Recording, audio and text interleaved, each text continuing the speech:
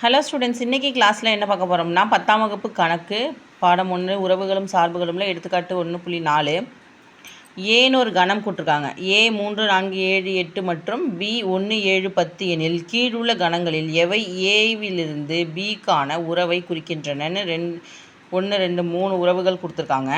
அதாவது ஏன்னு ஒரு கணம் கொடுத்துட்டாங்க, பின்னு ஒரு கணம் கொடுத்துட்டாங்க. இப்போ ஏவிலிருந்து பின்னு ஒரு இது கண்டுபிடிச்சி அதில் இந்த R1 R2 R3 இது மூன்றும் அதோடைய உறவா அப்படிங்கிறத நம்ம கண்டுபிடிக்க சொல்லியிருக்காங்க. இப்போ தீர்வு பார்க்கலாம். முதல்ல A இன்ட்டு B கண்டுபிடிச்சிருவோம். A into B first A எழுதிட்டோம், இன்ட்டு B எழுதிட்டோம். இப்போ A இன்ட்டு B போட போகிறோம். 3,1 3,7 3,10 4,1 4,7 4,10 7,1 7,7 7,10 8,1 8,7 8,10. இப்போ முதல் உறவை எழுதிடுவோம். R1 equal to 3,7 4,7 7,10 8,1. இப்போ இதில் பார்க்க போகிறோம். 3,7 இருக்குது, 4,7 இருக்குது, 7,10 இருக்குது, 8,1 இருக்குது. அப்போ இதில் உள்ள அனைத்து உறுப்புகளும் இதில் இருக்குது. அப்போ R1 என்பது RDயின் உறவு. எனவே R1 என்பது ஏயிலிருந்து பிக்கான உறவு ஆகும். A இன்ட்டு பியில் R1ல் உள்ள அனைத்து உறுப்புகளும் இருக்குது.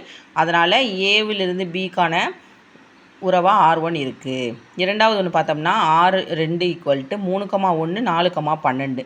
இப்போ 3,1 இருக்குது, ஆனால் 4,12ங்கிறது இல்லை. அப்போ 4,12 R2ல் உள்ளது, ஆனால் உறுப்பு R2ன் உறுப்பு, ஆனால் A இன்ட்டு பியின் உறுப்பு அல்ல. எனவே R2 என்பது ஏயிலிருந்து பிக்கான உறவு இல்லை. அதாவது 4,12ங்கிறது வந்து R2ல் இருக்குது, ஆனால் இந்த A இன்ட்டு பியில் இல்லை. அப்போ அது உறவு இல்லைன்னு சொல்கிறாங்க.